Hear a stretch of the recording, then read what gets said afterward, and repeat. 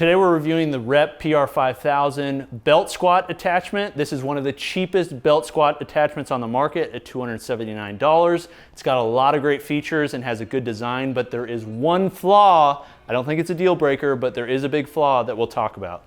Let's get into it.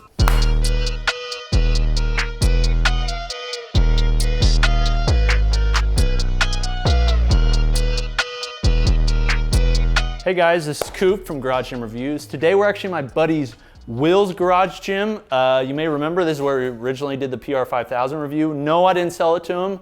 Still mine, I just keep it in here because I run out of room. People are always asking, what do you do with your extra equipment? Well, if you're my friend, you get extra equipment in your garage. So Will's been testing it out for me. Rep Fitness sent their latest belt squat attachment, and so we wanted to test it.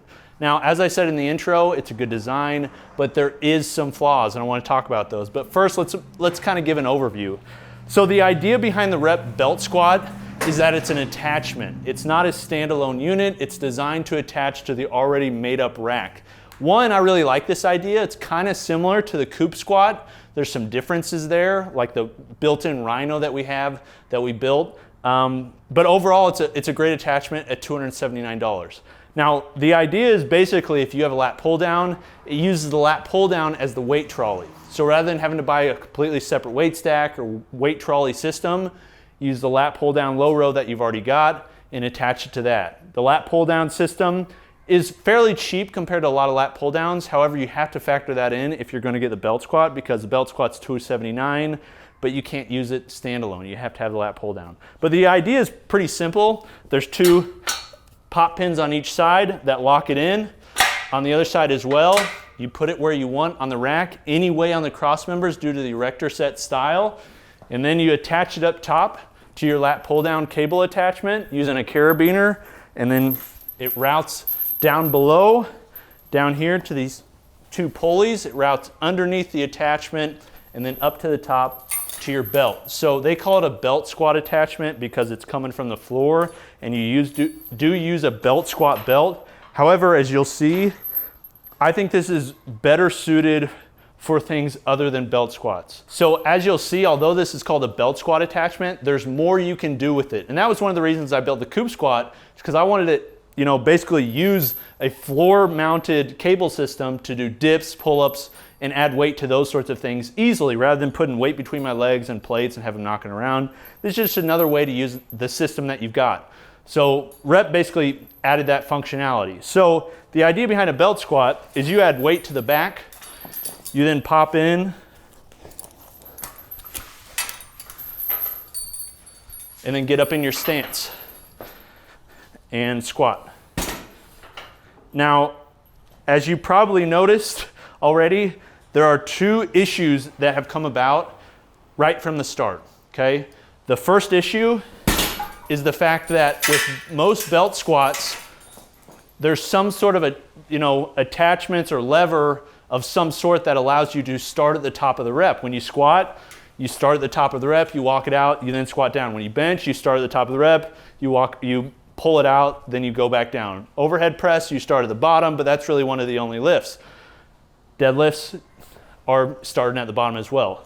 However, for squats, you pretty much always start at the top. However, with this belt squat machine, you can't start at the top. You have to start at the bottom. So every time you do a belt squat, it's basically an Anderson squat. So when you start, unless they plan to come out with some additional functionality, which I'm not really sure how it would work in this, you have to start at the very bottom. So Rep actually reached out to me and they came up with a DIY solution of sorts for allowing you to squat at the top of a rep.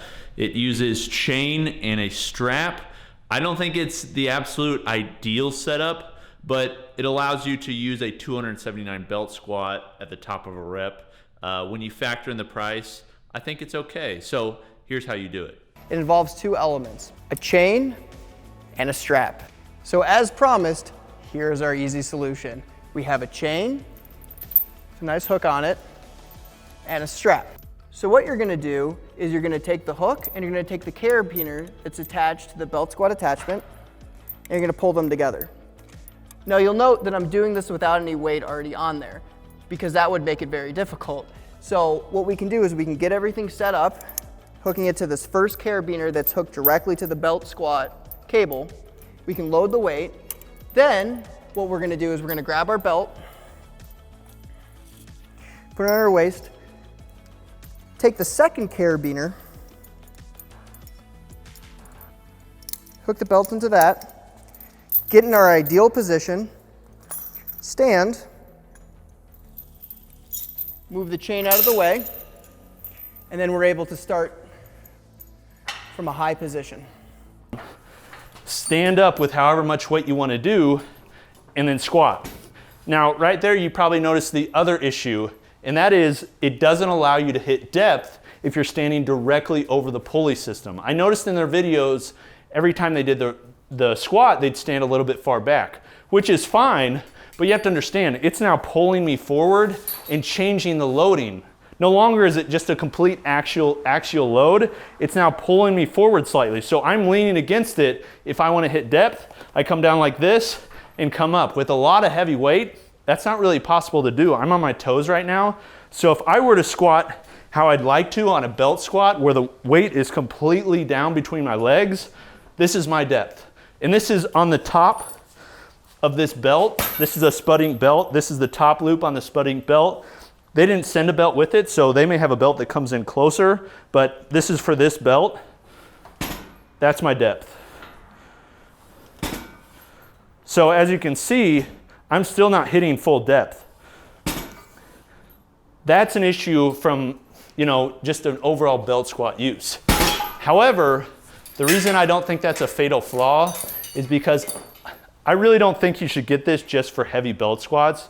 The reason I think you should get this is because you can use it for weighted dips and weighted pull-ups, as well as like step-ups and some of that other stuff. And I think it performs extremely well in that capacity, and for the price, I think it's worth getting. So let me pull down the weight just a bit.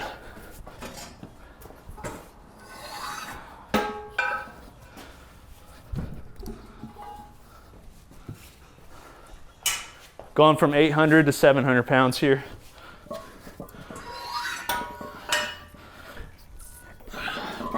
There we go.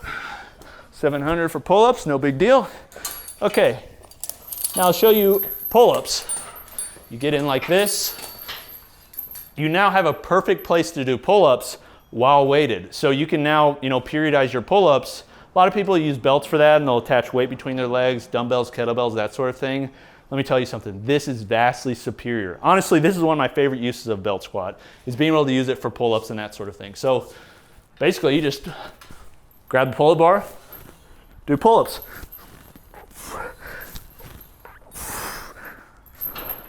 Like so.